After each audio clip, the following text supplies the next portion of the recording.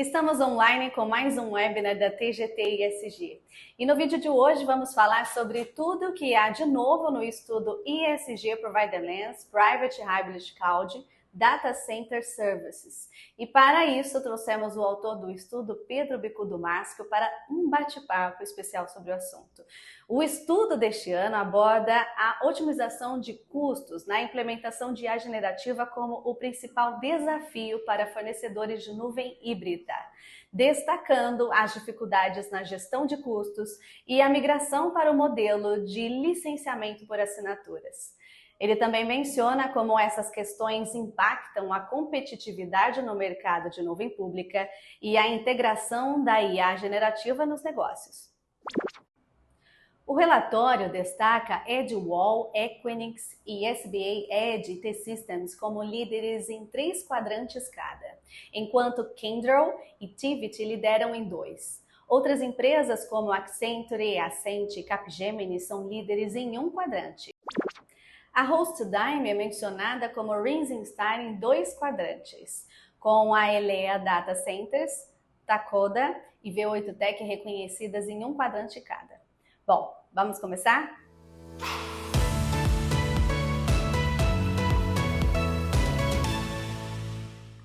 Bom, todas as empresas que qualificaram para esse estudo são bem avançadas em uso de metodologia ágil e preocupações com quality assurance do desenvolvimento e sustentação das aplicações. Então, são empresas muito bem qualificadas.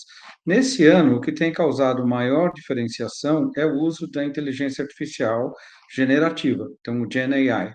GenAI é um tópico que todo mundo está cobrindo, todo mundo está falando disso, e as empresas têm diferentes níveis de utilização. É o que fez principal diferença, porque muda a produtividade e muda a atratividade daquela empresa na hora de fornecer para os novos clientes. Existem várias formas de você criar um ambiente privado, utilizando o modelo de linguagem público, sem que esse modelo de linguagem aprenda com os seus dados e sem que os seus dados saiam da sua rede privada. Então, ele é trabalhado, ele é devolvido e ele não sai de dentro da sua organização. As empresas que têm se destacado aquelas que conseguem levar essa solução para o cliente de uma forma clara, que o cliente tenha confiança e tenha capacidade de utilização, de adoção da inteligência artificial generativa. Bom, o principal ponto de destaque é que, dos últimos 2 anos, né, começou em 2022, continuou em 2023, foram anos de desafio econômico, de uma macroeconomia muito complicada. Teve as guerras, continuamos tendo os conflitos internacionais que estão mexendo com o valor do dólar, que estão mexendo com a economia de forma geral, tanto as questões de políticas quanto as questões econômicas globais, e a situação política global tem criado mais dificuldade para alguns segmentos de negócio, para algumas empresas. Então, houve uma redução da velocidade de crescimento de nuvem e da velocidade de crescimento de investimento em TI. Mas essa redução não causou uma redução do crescimento das empresas fornecedoras. Então, que houve uma desaceleração, mas o mercado continua em expansão, continua crescendo. A nuvem pública continua crescendo.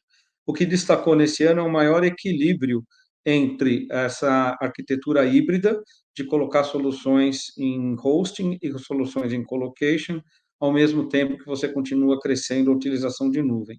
Então, cada vez mais nós temos empresas de porte médio e porte grande, utilizando todas as possibilidades de infraestrutura, de forma a conseguir otimizar mais. Isso causou um impacto da seguinte maneira: alguns fornecedores de nuvem tiveram redução drástica de crescimento em 2023, esse crescimento já foi retomado em 2024, já começaram a ter os anúncios públicos de resultado de 2024, e isso está confirmando o que o ESG já tinha identificado dentro da sua base de contratos, dentro da sua monitoração de mercado, e uma recuperação de nuvem. Então, a expansão continua.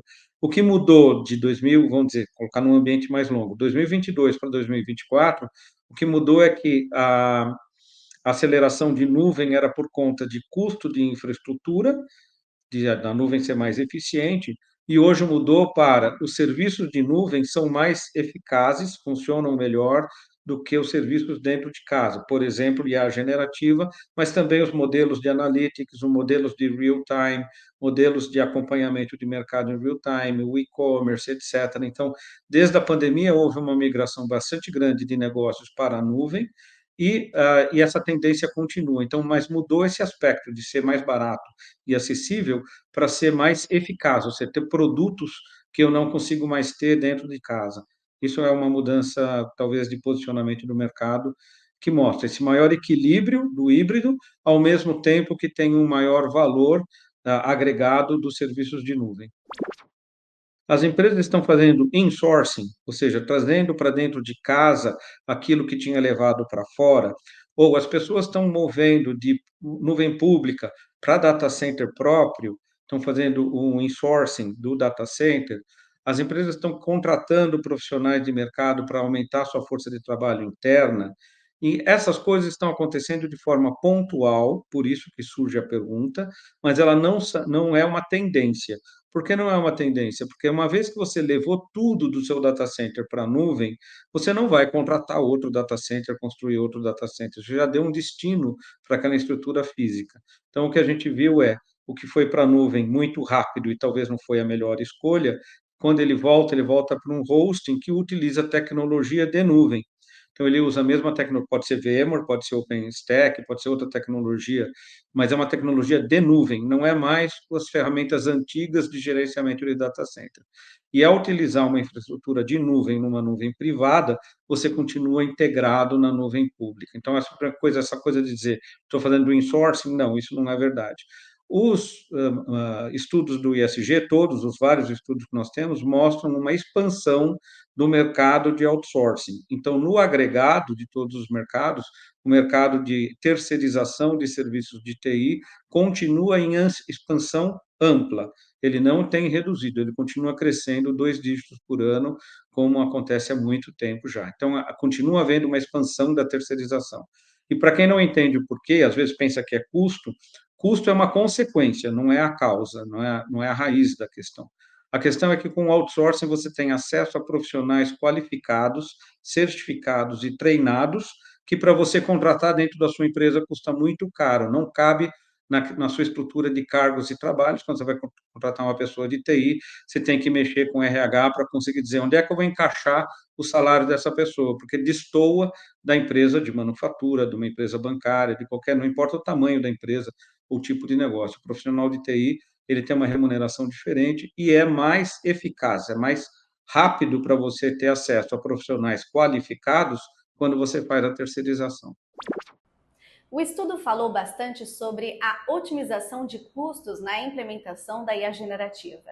E o Pedro falou um pouco sobre quais os outros desafios as empresas enfrentam ao integrar a IA generativa em seus processos de negócios. São menos dificuldades e mais preocupações.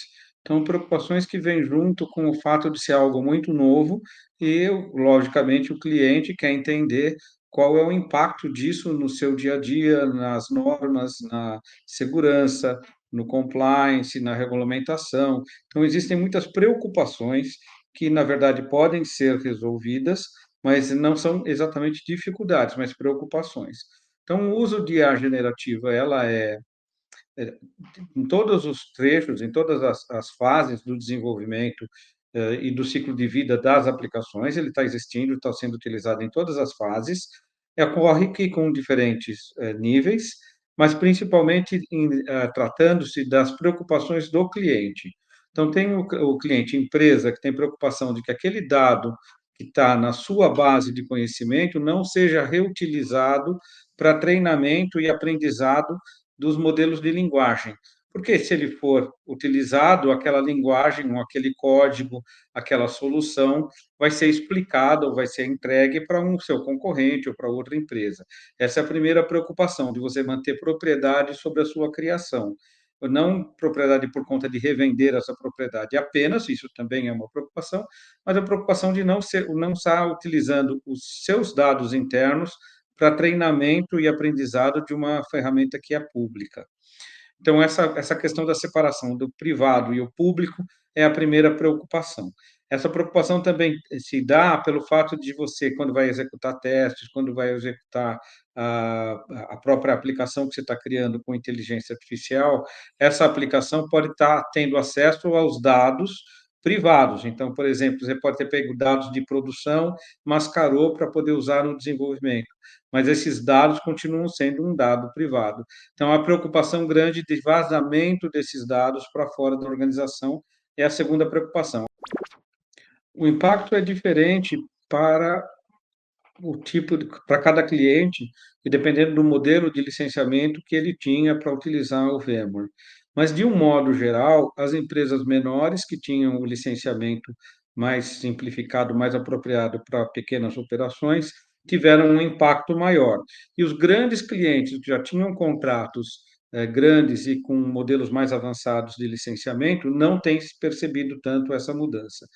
Então, de médio prazo, o que vai acontecer é, vai ter uma centralização de licenciamento em poucas empresas que são distribuidores e várias outras empresas vão utilizar as licenças através desses distribuidores. Essa é a primeira diferença. Então, você criou uma camada de intermediação entre a VMware e o usuário final. Para as grandes corporações, isso não tem sido um problema, porque as grandes corporações continuam tendo essa relação direta com a VMware.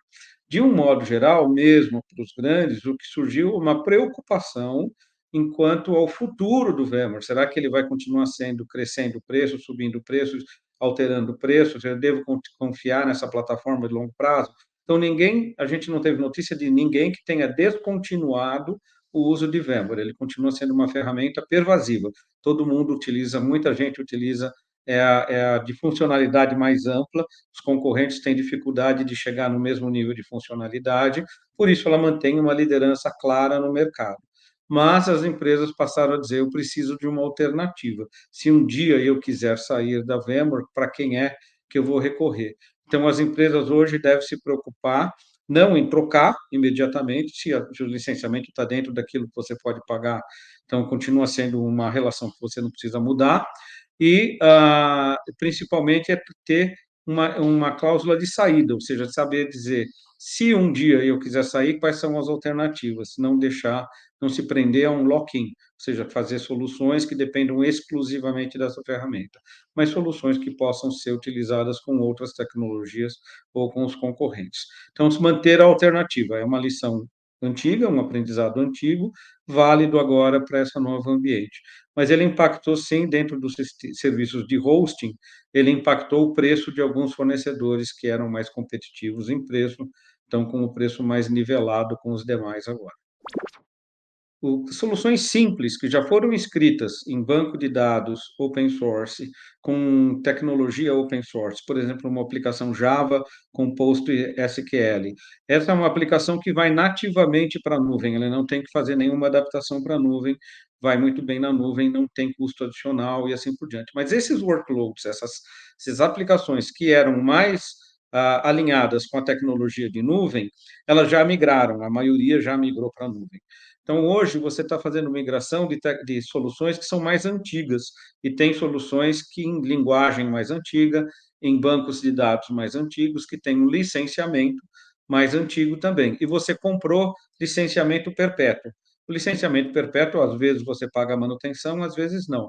Mas você tem a licença daquela aplicação mais antiga, por que você vai substituir por open source ou por outra solução? Não tem uma necessidade de substituição.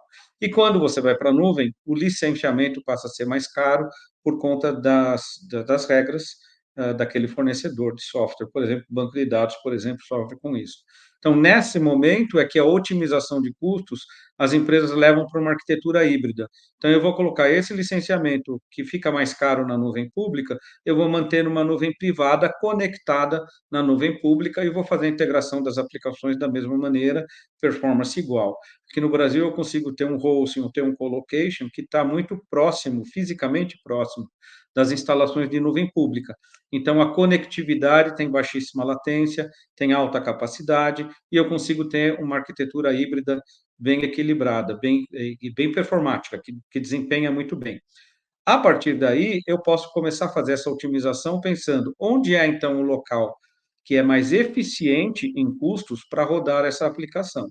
Isso não substitui a nuvem pública, devido aos diversos serviços que existem na nuvem pública. Um deles é a inteligência artificial generativa, que existe na nuvem e você não vai instalar no seu data center privado, não os modelos, né, não a grande infraestrutura. Então, você precisa dessa integração. Essa integração é híbrida e vários fornecedores estão se especializando em fazer essa otimização de custos, mexendo na arquitetura, mexendo nas soluções, para ter uma integração que seja mais eficiente. Bom, eu vou me despedindo por aqui. E se você gostou do conteúdo, você pode deixar um comentário, uma sugestão e até mesmo compartilhar com a sua rede. E também não se esqueça de se inscrever no nosso canal. Os nossos conteúdos são exclusivos sobre o setor de fornecedores de serviços em tecnologia. Até mais!